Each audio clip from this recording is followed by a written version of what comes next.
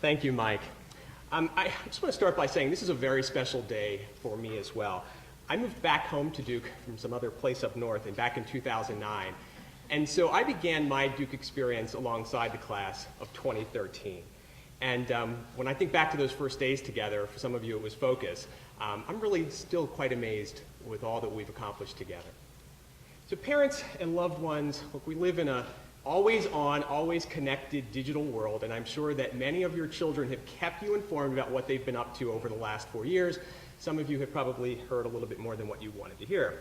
But yet, I suspect that some of you are still trying to figure out why your children spent so much time chasing mosquitoes with bed nets and why some of them were running towards infectious disease as opposed to away from it.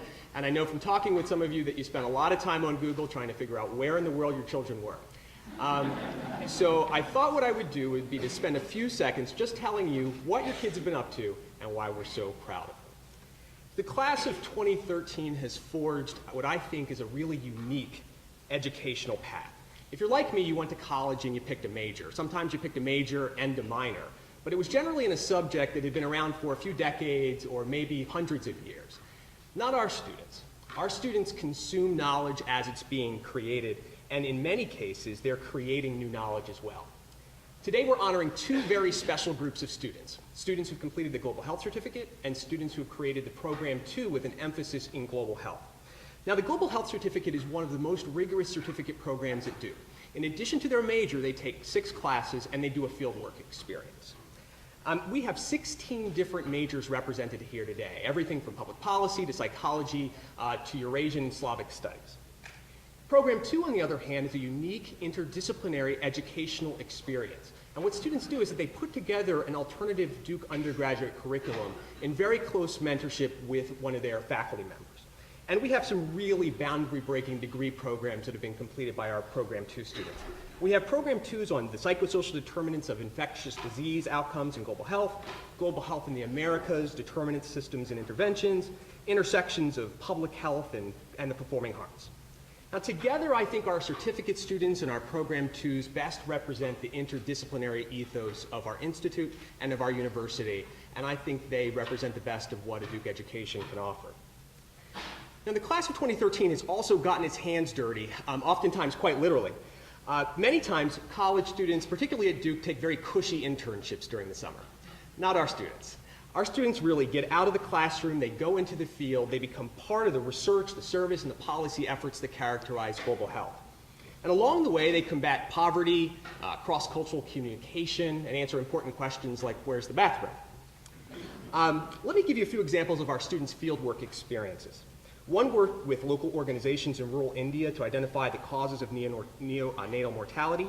Another interviewed over 100 Tanzanians about their understanding of non-communicable disease. And still another surveyed over 70 Haitians to better understand the burden of post-traumatic stress disorder after the 2010 earthquake.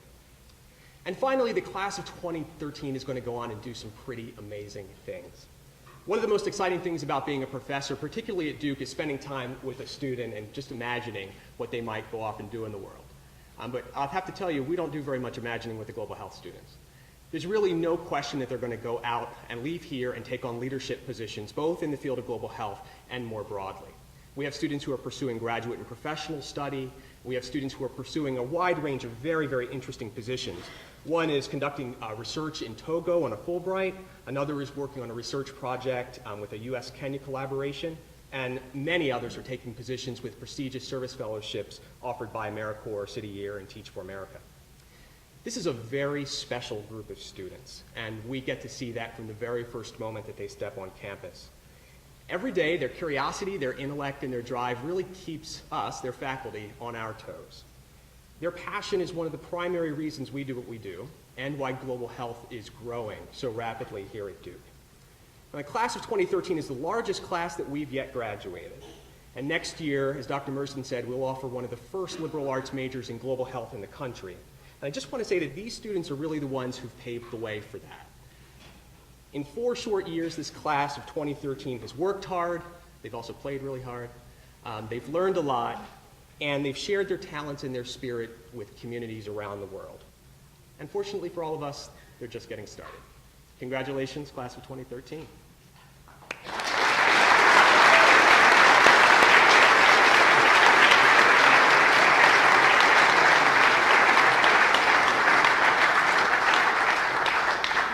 it's my great pleasure to just take a minute, and I want to acknowledge a particular group of this graduating class for our Outstanding Capstone Award.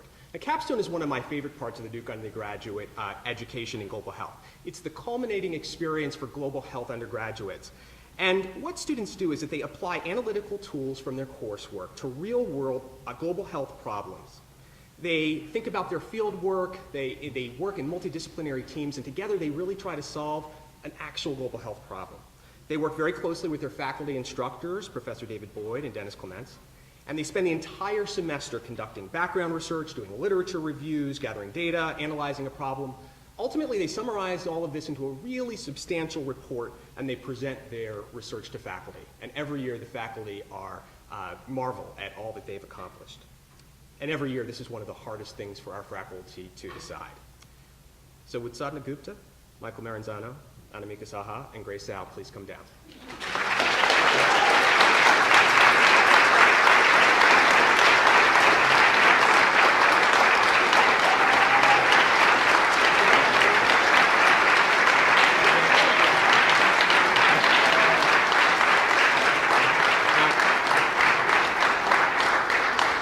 You might notice from the shock and surprise on their faces and maybe a few tears, they didn't know this was coming, so this is good. Now, they worked really closely. They did a project called PATH, or Protecting Adolescents Through Health Education.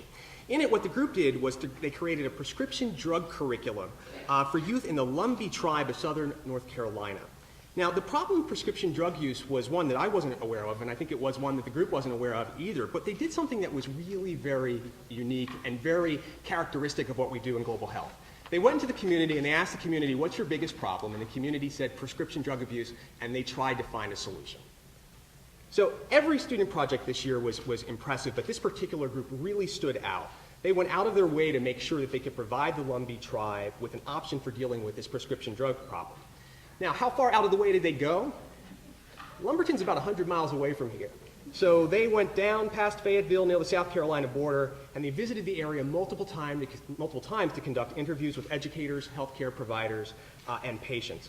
And as I understand it, their curriculum is actually going to be used sometime next year within the Lumbee tribe. And so I think that's a real testament to how excellent their work was. So it's my pleasure to acknowledge their work today, and their poster of their project, along with the posters of all the projects from our Capstone students, will be on display afterwards in the reception area, and I suggest that you take a look at them and quiz the students about the work that they've done. Congratulations.